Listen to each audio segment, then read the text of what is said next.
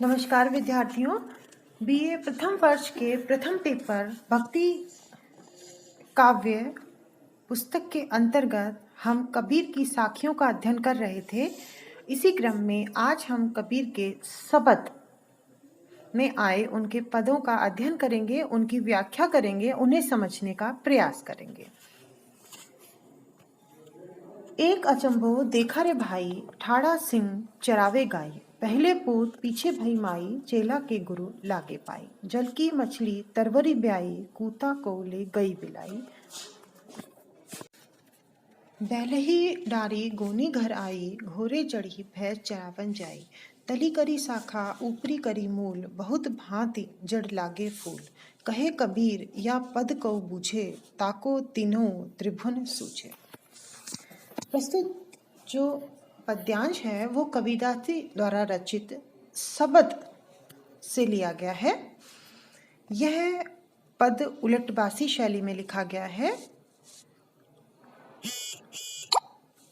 उलटबासी जो होती हैं वो जब सामान्य रूप से उनको देखा जाता है तो वह उल्टा अर्थ देती हैं, लोक सामान्य के विपरीत होती हैं। लेकिन जब हम उनके गहरे अर्थ में जाते हैं, उसका गूढ़ार्थ निकालते हैं, तो हमें पता चलता है कि वो विपरीत नहीं होती हैं, बल्कि एक गहरा अर्थ देती हैं जो सामान्य रूप से उल्टा प्रतीत होता है, लेकिन वास्तव में वह सही होता है। इसमें कवि ने जीव, ब्रह्म, माया, साधना, इन सब के बारे में, इंद्रियां, इन सब पर अपने विचार व्यक्त किए हैं, इनके बारे में बताया है। सबसे पहले हम इसका साधारण अर्थ करेंगे, फिर इसका उलटबासी वाला अर्थ करेंगे। कबीरदास जी कहते हैं कि हे भाई, मैंने एक बड़ा ही अचंभा देखा, एक आश्चर्यजनक घटना देखी या बात देखी कि ठाड़ा सिंह चरावे गए। सिंह खड़ा हुआ था और गायों को चरा रहा था।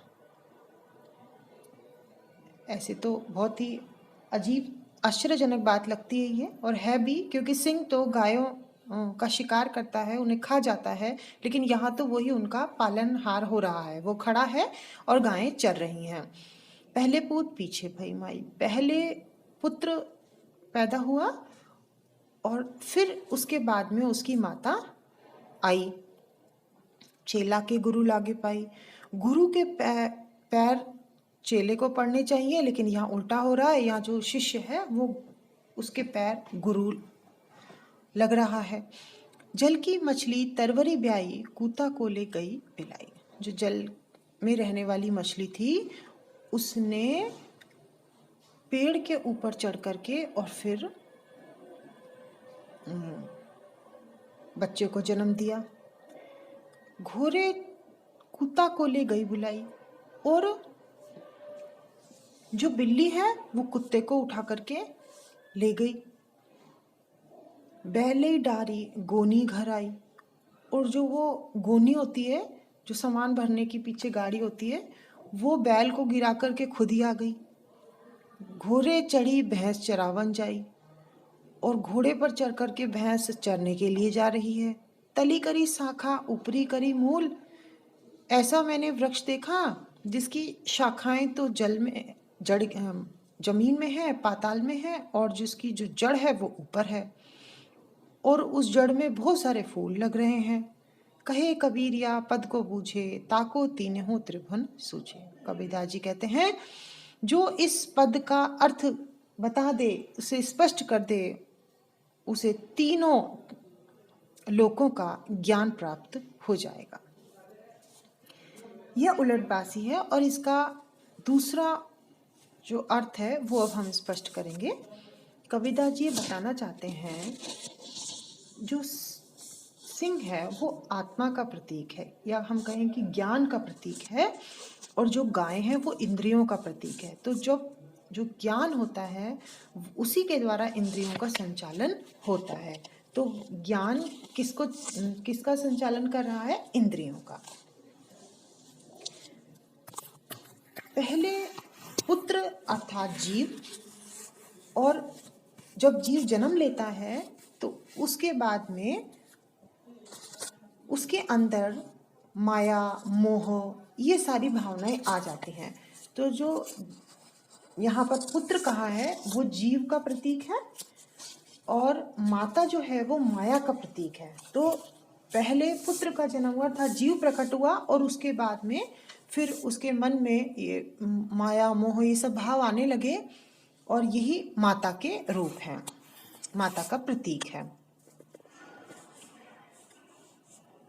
जल की चेला के गुरु लागे पाई। जो चेला है वो एक बहुत बड़ा साधक है और वह उसके गुरु ने जो उसे ज्ञान दिया था उस ज्ञान को प्राप्त करके वह बहुत बड़ा साधक हो गया और इतनी बड़ी सिद्धि उसने प्राप्त की कि जो उसका गुरु है वो उसके पैर लग रहा है। इसीलिए कहा है कि जो गुरु का चेला है उसके पैर लगने के लिए यही कहा गया है। बैल ही डारी गोनी घर आई, घोड़े चढ़ी भैंस चरावन जाई। माफ कीजिए, एक लाइन रह गई है। जल की मछली तरवरी ब्याई, कूता को ले गई बेलाई।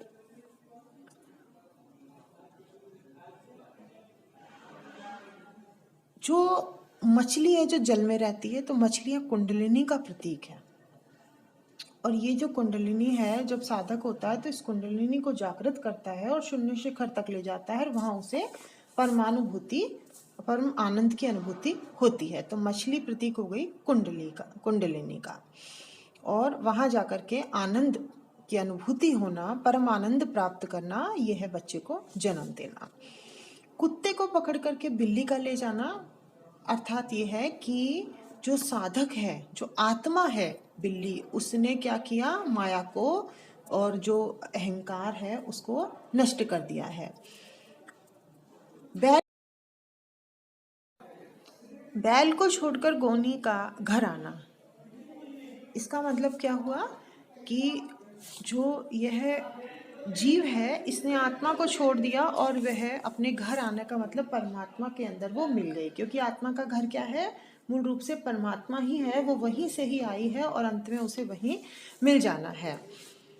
घोड़े पर सवार होकर भैंस चरने गई, इसका मतलब ये है कि माया ने इस जो सांसारिक जीव है इसके जो बुराइयां थी, माया, मोह, अज्ञान, उसको अपने वश में कर लिया है। तली करी शाखा ऊपरी कली मूल, कि जो हमारा ये जो शरीर है ये ऊपर की ओर ही है और नीचे की ओर शाखा वाले वृक्ष से तात्पर्य शरीर उधर मूल वाला है। समझ रहे हैं? जब हम समाधि लगाते हैं तो हमारी कुंडलिनी को नीचे से ही जागृत करते हैं जो शून्य शिखर तक पहुंचती है।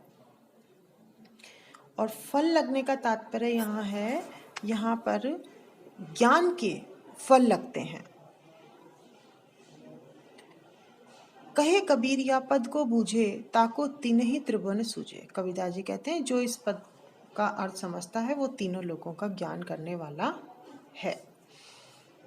कबीर ने इसमें उलटबासी का प्रयोग किया है, प्रतीकों का प्रयोग हुआ है और सभी जो प्रतीक हैं वो किसी न किसी अर्थ का द्योतक हैं। अगले पद पे आते हैं अब हम। जब थे आत्म तत्व विचारा, तब निर्भेर भया सब हिंते, काम क्रोध गही डारा, व्यापक ब्रह्म सबही में एक एक को पंडित को जोगी, राणा राव कवन सु कहिए, कवन वेद को रोगी, इनमें आप सब हिनमें आप सु खेले, नाना भांति घड़े सब पांडे, रूप धरे धरी मेले, सोच विचार सबई जग देखा, निर्गुण कोई न बतावे, कहे कबीर गुनी अरु पंडित, मिली लीला जस गावे। प्रस्तुत पद कबीरदास द्वारा रचित शब्द से लिया गया है। इसमें वो ज्ञान तत्व, आत्म तत्व की बात कर रहे हैं। कबीरदास जी कहते हैं कि जब से मैंने अपने अंदर ज्ञान को देख लिया है, आत्म तत्व को समझ लिया है, तब से निर्वैर भया सभिन्ते, मैं सब लोगों से निर्वैर हो गया हूँ, अर्थात मुझे किसी से कोई दुश्मनी अब नहीं रही है। मेरा मन सबके लिए समान हो गया है। काम क्रोध कहीं डारा, और मैंने काम क्रोध ये जो बुरे भाव थे इनको भी मैंने डाल दिया, पटक दिया, हटा दिया इनको मैंने। अब मेरा इनसे कोई वास्ता नहीं रह गया है। व्यापक ब्रह्म सबनी मैं एके। अब मैं जान गया कि सबके अंदर एक ही ब्रह्म रहता है। इस संसार में जितने भी प्राणी हैं सब में एक ही ईश्वर का निवास है। चाहे वो कोई पंडित हो या कोई योगी हो, सब में एक ही तत्व है। राणा राव कवन सु कहिए, कवन वेद को रोगी। अब जब सबके अंदर एक ही ईश्वर का निवास है तो फिर किसे तो राणा कहा जाए, किसे राव कहा जाए, किसे वैद्य कहें, किसे रोगी कहें, ये सब अंतर करना, इन सब के बारे में कहना बेकार है। इनमें आप सभिन में आप सुखेली, इन सब के अंदर वही एक आत्म तत्व है, वही परम ब्रह्म है। तो जब वही ब्रह्म सबके अंदर निवास करता है और वही मेरे अंदर भी निवास कर रहा है, तो हम सब फिर एक ही हो गए। ऐसा लग रहा है जैसे हम अपने आप से ही खेल रहे हैं। नाना भांति घड़े सब पांडे, उस ईश्वर ने बहुत प्रकार से अलग अलग बर्तन बनाए, रूप धरे धरी मेले, और अन्य अलग अलग रूप सबको दे दिए। सोच विचार इस सबे जग देखा, अच्छे से सोच विचार करके जब मैंने ये देखा, निर्गुण कोई न बतावे,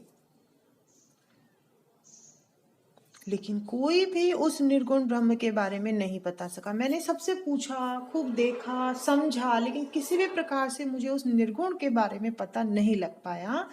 कहे कबीर गुनी अरु पंडित, मिली लीला जस गावे। कबीरदास जी कहते हैं कि जो गुणवान है और पंडित है, सभी लोग मिलकर के उसी के लीला यश का गान करते हैं।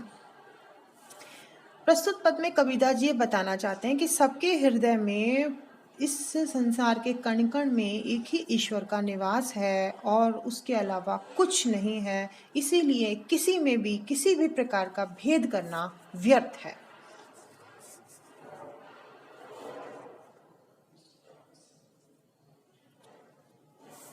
अगले पद पर आते हैं।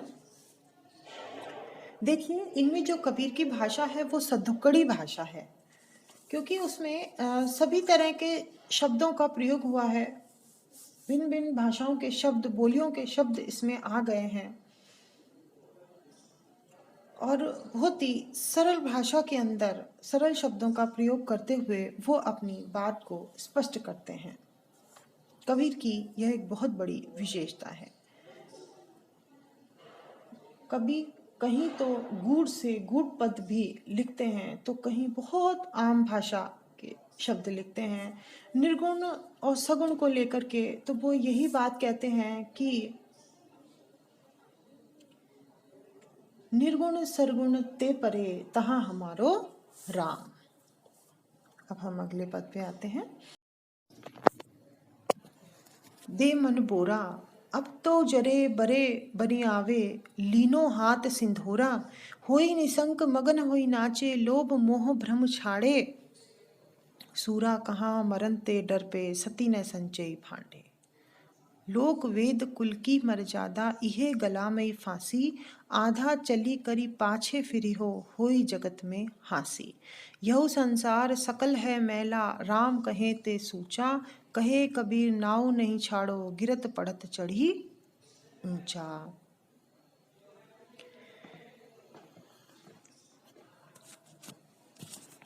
कबीरदास जी के इस पद के अर्थ को समझने से पहले हम एक बात को जान लें कि कबीर के जो काव्य है, जो उनकी साखियां हैं, पद हैं, उनमें समन्वयवाद दिखाई देता है, आध्यात्मिक रस की प्रधानता मिलती है।